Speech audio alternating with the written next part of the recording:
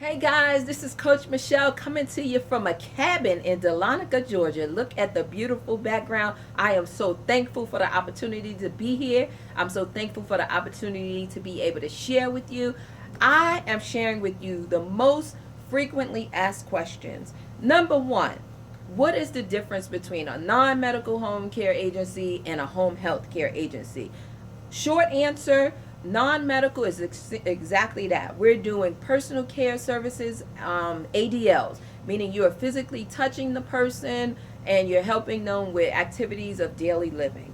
Companionship and sitter services. Companion and sitter services, meaning that we're helping them basically stay at home. So it can be as simple as someone that needs assistance with paying their bills, errands, transportation to doctor appointments, light housekeeping, meal preparation, medication reminders, helping them read letters, taking them to the senior center. So very, very different than home health.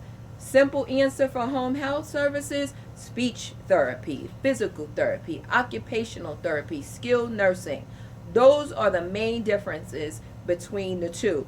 Now, you can have a non-medical home care agency in most states and offer skilled nursing. So I don't want you to think just because you're non-medical you can't do skilled nursing. Some states do allow you to do that. For instance, in the state of Georgia, as a non-medical home care provider, you can offer skilled nursing, personal care services, companion sitter services.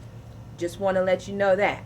Another question: can I accept Medicare as a non-medical home care provider offering personal care services, companion, and sitter? The answer is no. Medicare does not pay for non-medical home care services. Medicare does pay for home health care services. Most home health care agencies are also Medicare certified. Just wanted to clear that up. Another question that I get all the time is, can I accept Medicaid?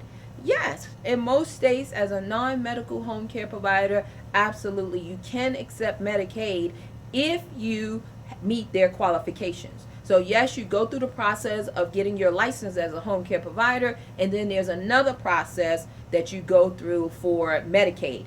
And in most states, Medicaid programs, not the traditional Medicaid, but there's Medicaid waivers. So like for instance, the state of Georgia, you have the comp waiver, you have the ICWP waiver, you have the CCSP waiver, you have the source waiver, you have the gap waiver. So there's a myriad of different Medicaid waivers depending upon specific age requirement, conditions. So there's different waivers depending on the needs of that individual. So yes, you can.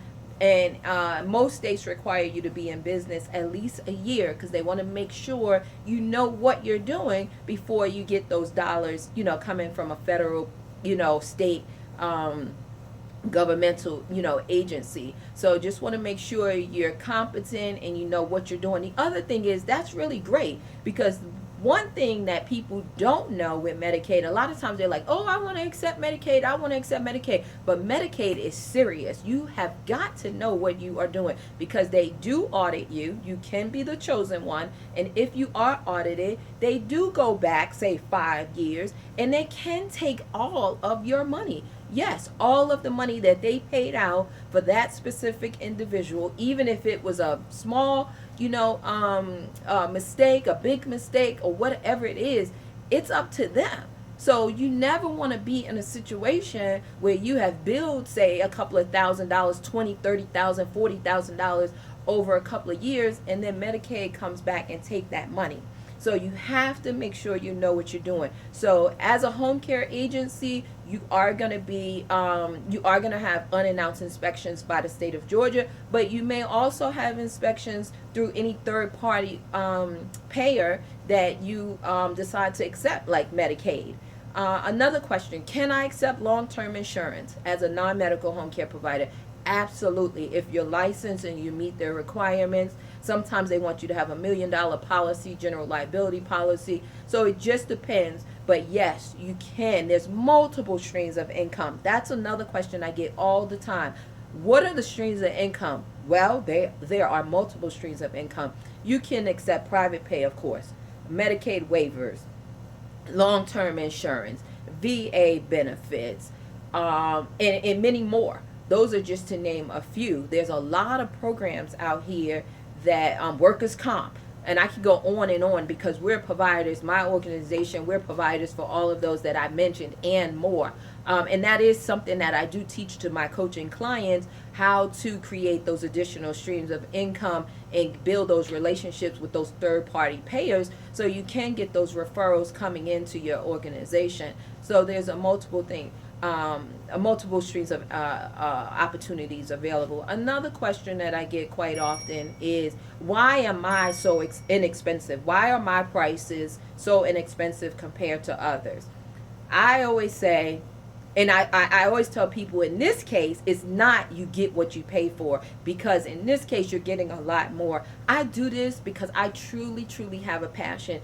Every one of my coaching clients that have come to me actually say, Michele, I've seen your videos, I felt you, I believe in you, I trust you, and that's why I've selected you. So don't be fooled, guys, because my price is very inexpensive and affordable. I just want you to be successful. And then my philosophy is, if I train you or if I assist you or help you, then that makes me understand that there's more people out here that are providing great services. Because in this industry, there's so many seniors and individuals with disabilities that are being neglected, that are being abused, mistreated, and that personally affects me, especially, my vets. I have 2 sons that are Army, and, veterans are very, very important to me. Seniors are very, very important to me.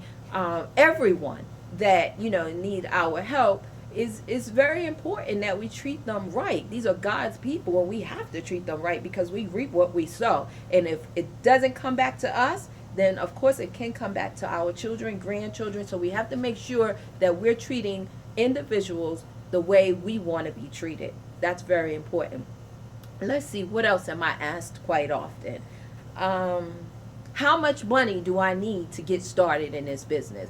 That's a hard question. When I started this business, I had a couple of dollars. I know some of you come to me with thousands of dollars to invest. Some of you come to me with a budget. You can start this business on a budget. It just depends on you.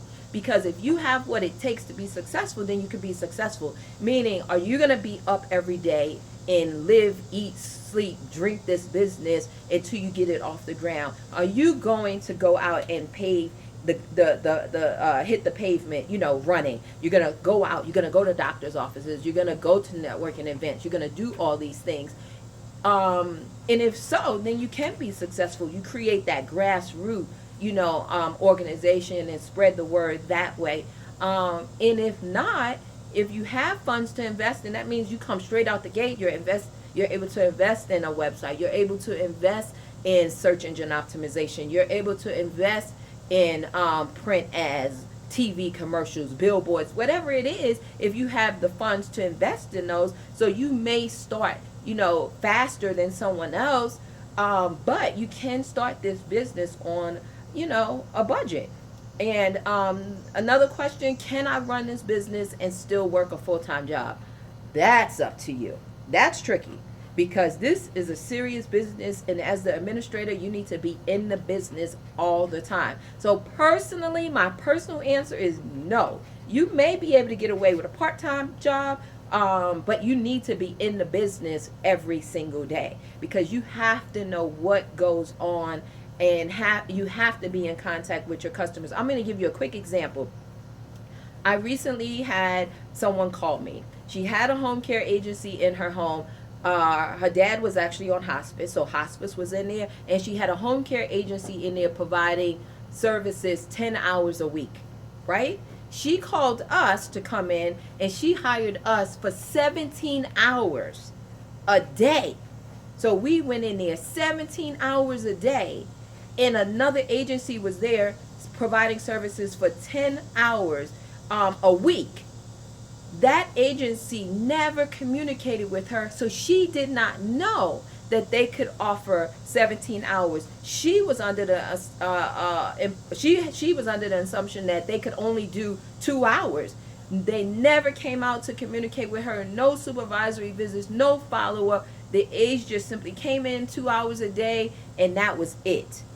5 days a week. That was it. We came in, we were hired to do 17 hours a day, 7 days a week. That's serious.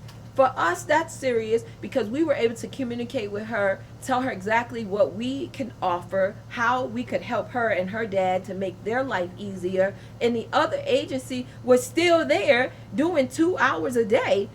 They went in the morning, did what they had to do, and when they left, we came in. We stayed overnight. So it's very important to be a part of your business. These are just the main questions that I'm asked all the time. Wanted to take a couple minutes to share with you, to help enlighten you on the process. I hope these questions and answers have helped you. And if you need more information, you can visit my website, micheleellis.com, MICHELELEEEELLIS. I love saying that. As a kid, it wasn't easy. As an adult, it has gotten easier. So visit me at micheleellis.com. Thank you.